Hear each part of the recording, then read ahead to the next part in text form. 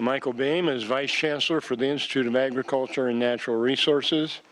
He leads efforts across the University of Nebraska system for all agricultural, natural resources, rural economic prosperity, and related affairs. He actually holds a dual role as Vice Chancellor for Institute of Ag and Natural Resources and Vice President for the Agriculture and Natural Resources at the University of Nebraska. He's a very busy fellow. He has a lot of people working with him to assure that agriculture is a positive and progressive inspiration for all of us in this state. It's with great pleasure I introduce Dr. Michael Boehm.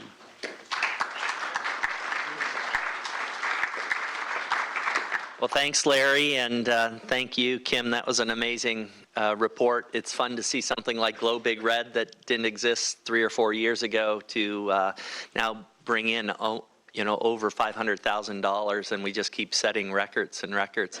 I think IANR was number 5, and surprisingly, Nebraska College of Technical Agriculture wasn't too far behind.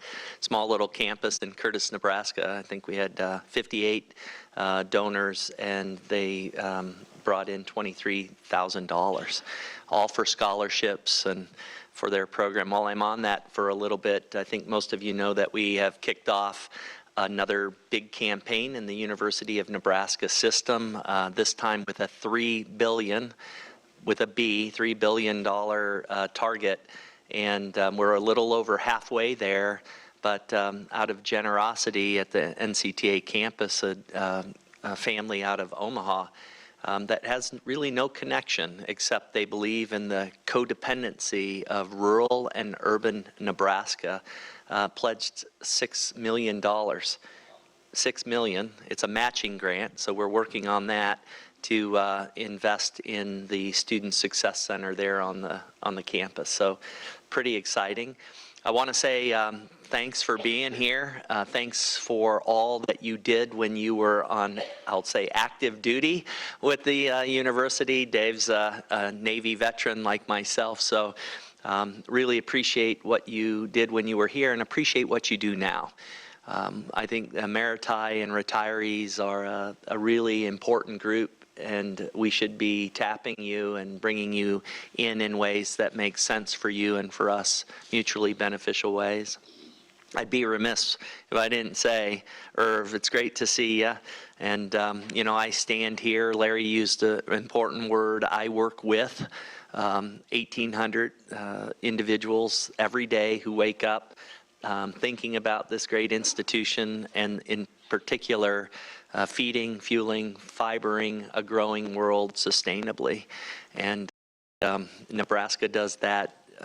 We're the 3rd largest agricultural economy in the country. About $27 billion of farm gate and ranch gate proceeds. But when we add the value onto this and think about post-harvest processing and so forth and so on, that number goes to $81.2 billion a year. I mean, it's incredible. Don't like being behind Iowa on this one, but they're number 2 and California's number 1. And I'll talk about this here in a little bit. So thanks, Irv. Daryl, back in the room, thanks. We have an incredible group. I mean, just a little bit about IANR. The College of Agriculture got started a long time ago. In fact, we're celebrating this year our 150th birthday. The early years of agriculture in Nebraska, at least at the university, had lots of permutations. The college was called different things, and it kind of settled down eventually. The Institute came to be in 1973, so this spring, in fact, we're celebrating the 50th anniversary of Legislative Bill 149 that created the Institute. Long story short, I think the people of Nebraska, especially the rural people of Nebraska, had some concerns about waning interest in university administration at the time to keep a premium on agriculture. And about the same time, the University of Nebraska Medical Center came into being. It was at the same time that there were discussions about creating a University of Nebraska Agriculture Center. And some other things happened in there, and we ended up then with this institute. My math is right here. Irv actually was the longest serving Vice Chancellor of the Institute of Ag and Natural Resources. I'm in year 7, season 7, so if I'm half the Vice Chancellor that Irv Umtweit was, my work here will be good, Irv, so there we go. Well, I was asked to speak a little bit about an amazing platform, a partnership, that also goes back a very long way. The U.S. Department of Agriculture. A lot of things happened in 1862, right? And I'm not a historian, and we come from a very complex history, and we're exploring that on a daily basis. But the USDA was created that year in 1862 by Abraham Lincoln. The same year, the IRS was created. I'm not too excited about that as we're getting ready for tax time. The Pacific Railroads Act, linking the East and the West, was created. And of course, railroads still play a critical role in Nebraska. It's kind of funny, you know, the north and south of the North Platte, at Platte River, sometimes like now, you can walk across it without even getting your feet wet, but towns have loyalties that still go back to the railroads, or small towns where you used to have to stop and get water, and you'd offload livestock on the way over to Omaha before heading east. I mean, it's just pretty incredible. But the land-grant university system, the first Morrill Act, was signed in 1862, creating these amazing platforms that we call land-grant universities. In 1887, something called the Hatch Act was signed, which created agricultural experiment stations. And it's this campus that used to be originally a dairy farm, and since we celebrated the 150th birthday of UNL, you know, we heard a lot about it, but as the story goes, on a rainy, soggy day, it would take almost 4 hours by horse to get from the city campus to the Ag Experiment Station down Holdridge when it was all, you know, rutted and so forth. 1914, the U.S. Congress said, so now we've got these land-grant universities, we're taking science into our agriculture, and then we now need to get that science into the hands of the citizens. And so the Smith-Lever Act was passed, and that created what we call Nebraska Extension today. And so 2 other important points, 1890, even though the Civil War was long over, equality and access to higher education, even though the land grants, and I'm proud to be at a land grant that served everyone from the very beginning, but it wasn't that way. And so in 1890, the second Morrill Act was signed, creating the historically black colleges and universities. We have 19 of those across the country. We don't have one here. And then we had to go a long way, all the way to 1997, I think that's right, actually it's 2002, for the third Morrill Act, which created the tribal colleges. And we have 35 tribal colleges that are land-grant colleges. And we have 2. We have Little Priest Community College and Nebraska Indian Community College. And IANR works with both of those institutions. So back to the USDA. So the USDA began a research program that was more internally focused for the agency, and that kind of went along until 1954. And in 1954, the U.S. Department of Agriculture created a division called the Agricultural Research Service, or ARS. And ARS is the partner. They have been on this campus for 120 years. We currently on this campus have 19 USDA ARS scientists. They work on things that very close to what we work on.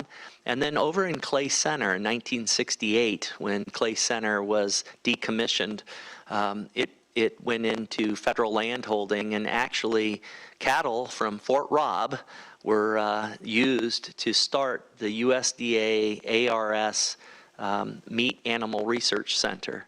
37,000 square acres of research that is kind of species agnostic, if you will. So they work on sheep and cattle, Jim, and swine. But they are they have 50 scientists. And what most people don't know is that we have 120 IANR staff who actually work for those scientists. It's a really intimate relationship. So why am I giving you the numbers? We have 17 scientists here.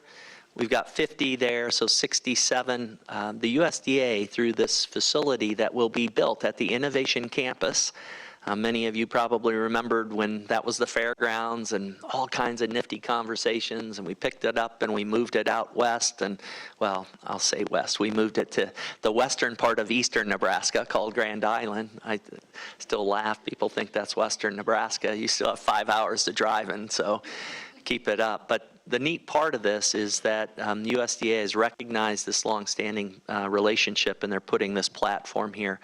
They will add another 19 to 25 scientists.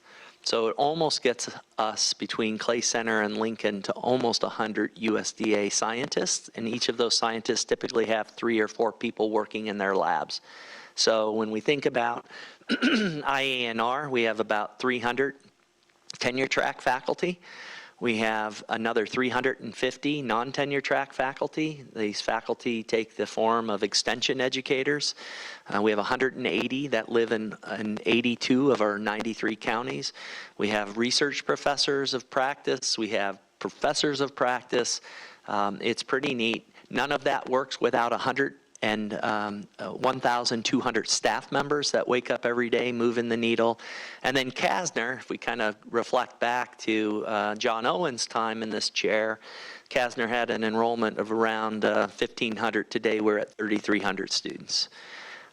Pretty amazing. We have students from 74 countries and research and extension work going worldwide. We have really neat partnerships in student exchange programs. So let me dive in here to the center a little bit. So the words down at the bottom matter. So think about the Innovation Campus as an ideas laboratory or an ideas factory. So ideas come there. Prototypes are developed. Those prototypes then move out to our IANR and USDA platforms. So that's where places like West Central Research Extension Education Center or the Panhandle or up the road here at Meade, our Eastern Nebraska Research Extension Education Center, but also our partnership at Kimmel Orchard down in Nebraska City, or our partnership up in Concord, our partnerships up at the Goodmanson Sandhills Ranch. So when you think about the magic of Nebraska, it's the people, but the place is spectacular. And the elevation change between east and west, when you add up and you think about agricultural production systems around the globe, Nebraska mimics about 28% of the world's growing and ranching platforms. So what a neat place to come and try out different innovations, different germplasm, you name it, and then translate that to good for the world. So that's what happens at this, will happen at this place. You can't be in the middle of winter on a snowy day and not think about planting. So many farmers are out there getting their planters ready to go and itching to go. But again, when we think about Nebraska and we think about what it is that we do here, it's pretty incredible. And of course, the people make it special. So many amazing partnerships here and with the USDA. On your tables, I'm sorry I only brought 35 copies. I can make more. I'm giving you a 2-page handout to take a look at, but the first page is kind of summarized here. So one of the things that happens is that the USDA Ag Research Services got 94 locations across the country, and so they break the country into regions. We actually are on the cusp of where the Mid-Plains meets the Front Range. So Nebraska and the Missouri River west is part of the Great Plains or the Plains area, and then the East, Iowa, Missouri, that's part of the Midwest. So when we are advocating in Washington, D.C., when we're working with our commodity groups, we have to tell the story of our region, not just of Nebraska.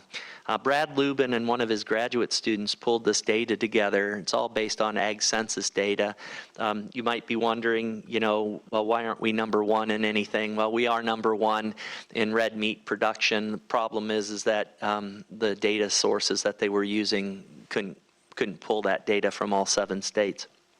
80% of the land in these 7 states is used in service to agriculture. It's pretty incredible. The 40% of U.S. cropland, so 14%, if you add up the acreage, these 7 states only make up 14% of the U.S., but 40% of the ag cropland is here. 20% of the land, 20% of pasture land in the whole country is located in these 7 states, and probably the big one from an economic driver, 30% of the U.S. ag GDP is generated here. That's over $150 billion. And I've already kind of told you where we fit, the farm gate at 27. On the back side of this, we put together some talking points. You can read these at your leisure, but it's pretty incredible. 54% of the corn in the United States is produced in these, 50% of the hogs, over 50% of the cattle in America right here in these 7 states. So as we're telling the story in Washington to get federal appropriations and support for the USDA, so this is kind of interesting. I spent a lot of time in Washington advocating Congress to appropriate funds to the U.S. Department of Agriculture for them to build a platform that really then allows this partnership to go. Well, what does this building look like? This is a rendition where the good news is, let me give you this, it's about when you put planning in, $150 million facility. Congressman Fortenberry, when he was in office, helped us get the first $11 million for planning.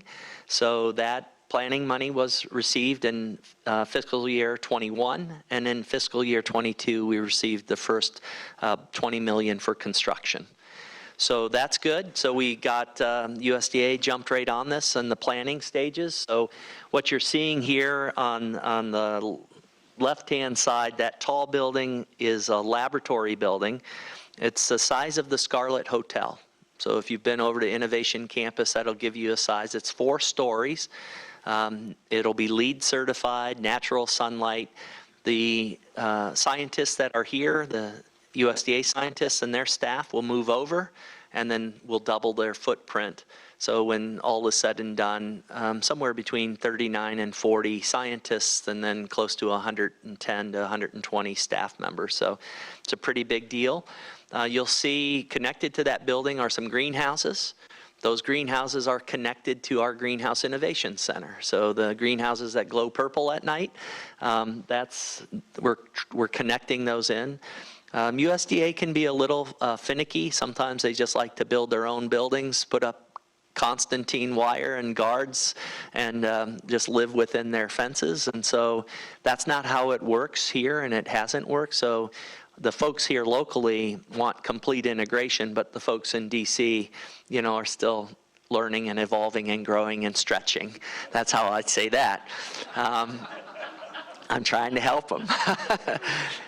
So that's pretty neat. And then there's a big white blob over on the eastern side. That is actually a university building.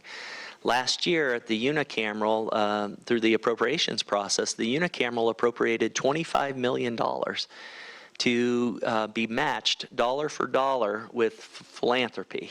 So that's another part of my job I won't talk too much about today, but President Carter and Chancellor Green and I have been really moving pretty hard. And in fact, Chancellor and I are heading up to Omaha to visit with some donors, and I feel like we're pretty close, knock on wood, to get that other 25. What is this? This building will take a small program that Invest Nebraska is involved with called the Combine, and the Combine is an ag tech incubator. So this is a place where people, all kinds of people, come with ideas around how to innovate technologically to advance agriculture. Some really neat technology has come out of that. Ear tags that cattle wear that actually are like Fitbits for cattle. Pretty cool. Another life-saving technology on this one, anybody who came from a farm, you have to get into the grain bin and you have to break the hard pan, so it's just you get respiration and so forth. That's one of the most deadly jobs, and unfortunately every year we lose somebody in a grain bin incident. So a family decided to take the Roomba that they had at home and figure out, could they make a Roomba that would crawl around in the grain bin to keep the grain moving and keep people out of the grain bins. And those are two examples of technology that are moving. But Larry and I were talking, I mean, you can control pivots from this device. If you haven't been in a new combine recently, they drive themselves. The grain cart that comes and chases you can be driverless now. John Deere, Case IH, local company, Exmark, Klaus, that you see on the highway between here and Omaha, they're all working on innovation. Electrification. Some of you have electric vehicles, so tractors are moving that way. Horsepower is going to get smaller as the battery technologies get more efficient.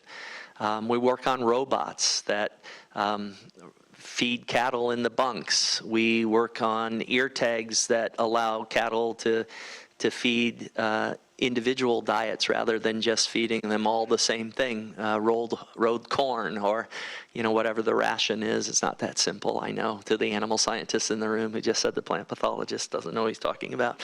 But in truth, there's so much technology going on, it's fascinating. Our own tractor test lab, 122 years old. We are working with the federal government right now, the Department of Homeland Security, Department of Agriculture, to actually think about the next generation, because as great as this technology is, you've all seen cyber intrusions. You've probably gotten those love letters, you've been hacked. So you start thinking about that happening and how we have to harden our digital tools and digital networks. What a better place than the Tractor Test Lab to really think about cyber hardening of next generation technologies. So I talked through this a little bit for those of you who are familiar, and I know at least one person here has a relative who works for USDA ARS. They have two units here. The first unit is the Agro-System Management Research Unit. So they will be adding a new scientist. The Wheat, Sorghum, and Forage Research Unit will be adding 3 new, and then the USDA will be creating 2 new, one around water climate resilience, a second around precision production.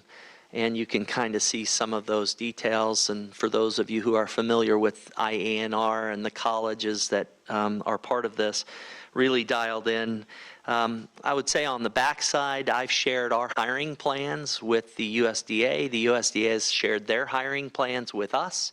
And so we're not just redundantly hiring, we're weaving our faculty and our staff in really creative ways. And of course, this also ties into the pipeline of young people. And if you haven't, when you leave here, I know your cookie was good, but I know you're going to stop for your dairy store ice cream. When you're over there, take a little walk down the hallway and you'll see that what used to be part of our food processing center now is something called the Food and Energy, Water, and Societal Systems Room. This is a partnership that we have with Lincoln Public Schools. And just as the crow flies, 2 miles northeast Lincoln High School, their teachers got so excited that they rewrote their entire curriculum using examples in science, in language, in math, in social studies, in leadership, all around food, fuel, fiber produced sustainably for a growing world. And those students now visit our campus. And then they, instead of, they walk in the front of that building where the dairy store used to be, but as you'll see, they now have a path to exit onto the meadow, as we call it, and then engage campus in really creative ways. The cool part of this is that now we have high school teachers working hand in glove with university professors to really think about integrated student success, and it is fantastic. And it's not only degree seeking, it's certificates and micro-credentials. It is really neat. Early college, pretty cool. USDA is part of that. That's an aerial shot of where this building will go. You can see the Scarlet Hotel, our existing dynamics. I wouldn't put too much about the future parking being there. We'll see. Yep, and then last kind of picture, kind of where we're at. We have the planning going. This month we hit, USDA hits the 35% design feature. They need the money to build the building. We're still 120 million short, so I will shout out to our congressional delegation. I get excited when, Senator Fisher is now on appropriations, Senate approps. I get excited when she is now on the Ag Committee, Ag Subcommittee.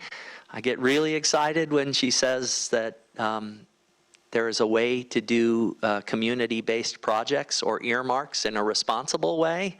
I get really excited about that, and so I'm confident that we'll move the needle forward, and that's pretty exciting. And those of you in the room know way more about Nebraska than I do, but for me, I'm glad to see that. It was a long time between Ben Nelson and Jeff Fortenberry's willingness to roll up their sleeves and, bring home the bacon. I hope Representative Bacon does that too. So, but there's a lot going on. Our building is about 15% planned, so that's good.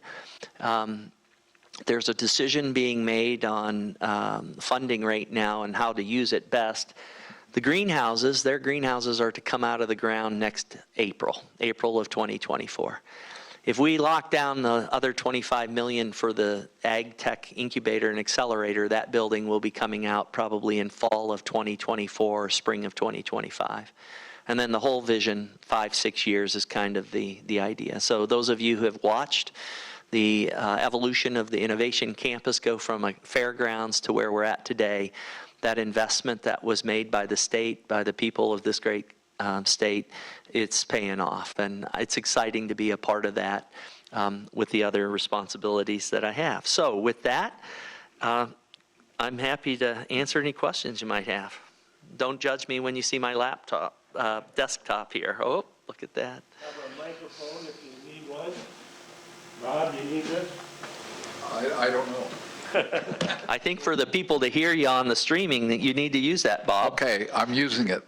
How is all of this going to integrate with the climate and weather programs in the school natural resources? Yeah, great, Bob. It's almost like a planted question. So when we think about the words, the words that aren't up there anymore, when we think about resilient. So, Bob, what do you think about when you hear the word resilient? Forever. Okay, forever. I think about it can take a beating and find its way back, right? You push. What we try to do is we try to push systems, but we want them to be able to be elastic and bounce back. Regenerative, Daryl, regenerative, any? Yeah, going on. Yep, not just staying, but actually recharging, right? Kind of like Don's new electric vehicle. He plugs it back in, it gets recharged, and off he goes. And then precision, the precision ag part, we've been doing that for a long time, and that's taken a lot. So when we think about this new platform, to get to your question, the resilient piece, so the Center for Resilience in Working Agricultural Landscape Systems, that is a new center that is in the School of Natural Resources. When I think about desertification, that's the easier way to say it, desertification, the National Drought Mitigation Center, you can't do what we're talking about here without having that connection in there. Our High Plains Regional Climate Center, so that's a NOAA climate center that is housed in the school, all the way to the Nebraska mesonet that you're hearing a lot about, energy around that space.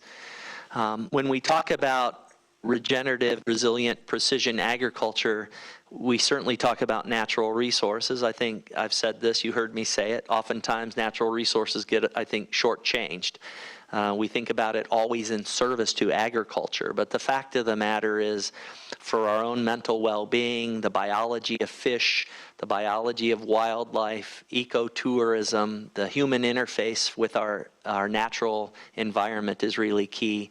And so that it was not a mistake, the climate resilience, water, new part of this is directly tied to the activities within the school, but also in other units. So I don't want to sell myself short there. So definitely a huge connection in there.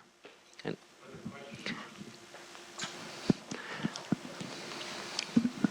Mike, in addition to the climate change, we've been reading a lot about nitrate pollution. yeah, thanks, Ron.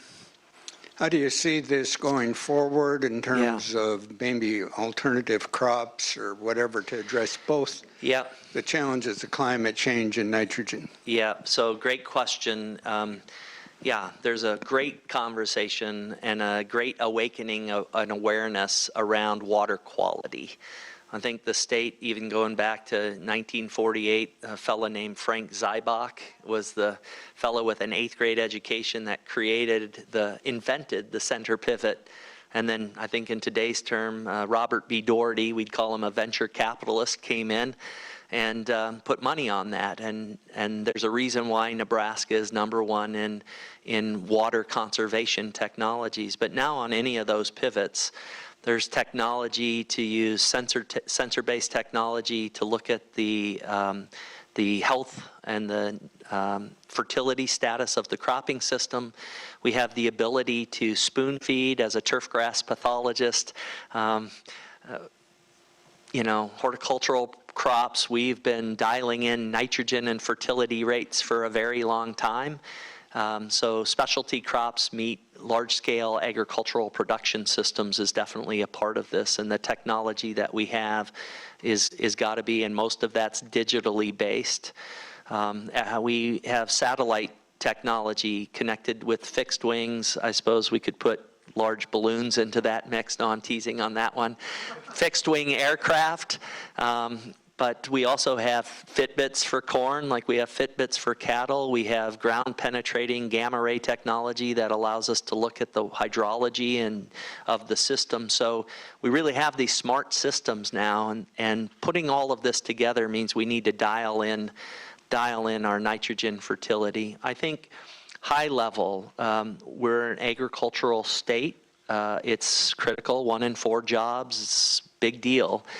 One of the things I guess I'm always saying is this is where the urban-rural divide really needs to be codependent. And everyone from, small town Nebraska all the way to Omaha, we need to really be together. It will not serve us well. There are some correlative studies, and they're just that, correlations, looking at incidence rates of some pretty important cancers. And when you overlay these high, rare pediatric and adult cancers, you can overlay them onto the change in our groundwater nitrate levels.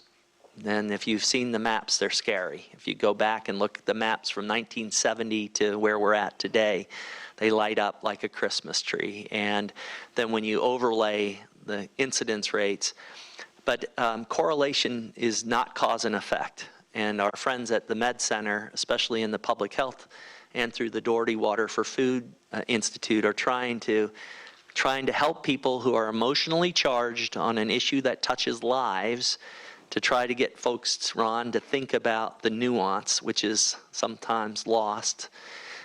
So I do believe, I'll say it, I believe there is going to be a cause and effect. We haven't documented that. But the bottom line is this, is that the EPA had set a 10 parts per million maximum contaminant level for nitrate in drinking water. And in many of our rural water systems, we're at 40, 50, 60 parts per million. Omaha and Lincoln don't have that problem, but much of our rural water systems, and they go in all of the watersheds. I don't care if it's the Bazille up by Osmond in the northeast, or the Big and Little Blue, or the Central Platte, or the Republican. All of our watersheds have this problem. So first and foremost, in the newspaper, and Heath was here, I mean, there are 6 pieces of legislation in front of the unicameral right now to put hundreds of millions of dollars into reverse osmosis systems. That's the solution set. For drinking water, for every Nebraskan to have fresh drinking water, reverse osmosis is the solution set. So I hope that we all can bond together without needing a cause and effect, and just make sure that that's in play. Women who are pregnant, high risk. Those that are immunocompromised, high risk. Those older than 50, high risk, right? So we really need to be thinking little kids, high risk. So we need to take care of our neighbors, and I'm confident we'll do that. There's something called the Water Resources Advisory Panel that was started in 2006. It's co-convened, it's convened by me, but over the years it's kind of drifted. So those of you who grew up here, you know back in 2004, 2006, there was a big brouhaha around conservation of water. That's when the RAP, as we call it, got started. We need to re-engage that RAP around water quality. Now the big problem really is this. You feed a corn plant nitrogen, and as long as the nitrogen stays in the root zone, then the nitrogen can get taken up by the corn. So a little corn plant needs a little bit of nitrogen. A big corn plant needs more until it's ready to, die and give us its corn. Problem is that gravity is working on that nitrogen. Problem is that our weather in Nebraska, I'll go on to anhydrous applications. That's great if you can make them in the fall just before freeze. When there's moisture, it locks in the nitrogen, and it's great if the ground thaws really quickly and you get a new plant. Well, I've been here 7 winters and I haven't seen that consistency. So I think we need to be thinking about that. Irrigation management, driving water through the root zone is really important.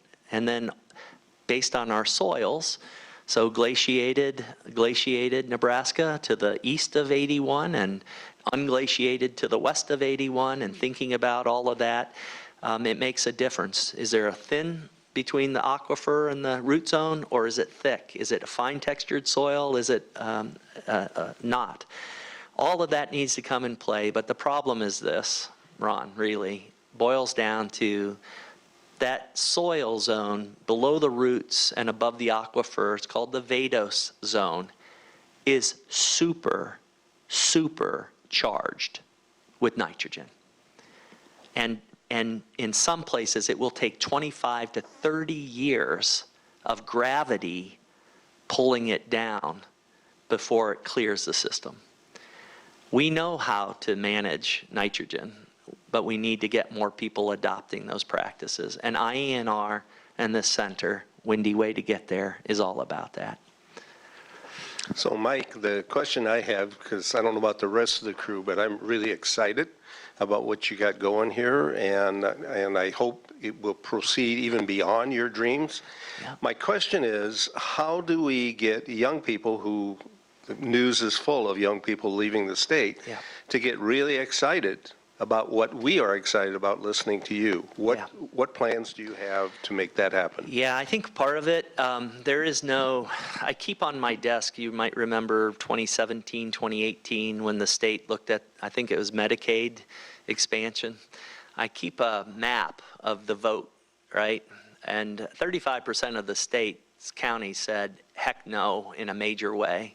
Omaha, Lincoln, and Scottsbluff were 20% more. I think only 6 counties said yes. Everyone else said no, and it passed. If we and this is just Mike Boehm speaking, if we let division get in the way, then we're in trouble. And that's, I think I've been sold on being Nebraskans. We're Nebraskans first, although some days I wonder about that. But by and large, I think that's true. I think a lot of this is in the narrative. I'll pick on Ord, Nebraska. In the last census, Ord, Nebraska actually saw a double-digit increase in the number of 25 to 35-year-olds in Ord. I think we need to tell those stories of abundance rather than coming at this from a narrative of scarcity. Now, I want to be truthful in saying that. There's no question there's been movement of people, and the University of Nebraska Omaha demographic team has shown that. But we need to tell more stories of abundance, and I think that's it. I think the rural prosperity dimension of IANR is really focused on rural communities, rural people, rural families. We have to think about not only the 243 public school systems here, and this governor is going to look at property taxes and TIOSA and all those easy to solve things, but we're a long way from Clayton Yider's third mix, right? So we've got some work to do there. We need to talk about health care. We need to think about elder care. We need to think about transportation. We need to think about internet access. We need to talk about child care. All of these things are about placemaking and allowing the people who want to engage in rural to engage in rural. I think entrepreneurship, ecotourism are also opportunities to think of differently about having it all, having a great life in the place you want to live while having economic prosperity. And I think all that's right there. And so the next 20 years, let's go. Our in-reach to kids. One of the first things that I did here was to help create the Northeast Nebraska Agriculture and Natural Resources Education platform. It's really neat. 22 school districts are now connected to Wayne, to Northeast Community College, us, the 2 tribal community colleges, and NCTA. And it's all about meeting them when they're kindergartners and pre-K, and removing barriers to their success, whatever that looks like. Out in Scottsbluff-Gearing, we have a similar program. In fact, at Haskell Ag Lab and at Scottsbluff, we've now forward deployed 2 new faculty out of agriculture, leadership, education, and communication who live and work in those spaces and work with school teachers and engage with youth.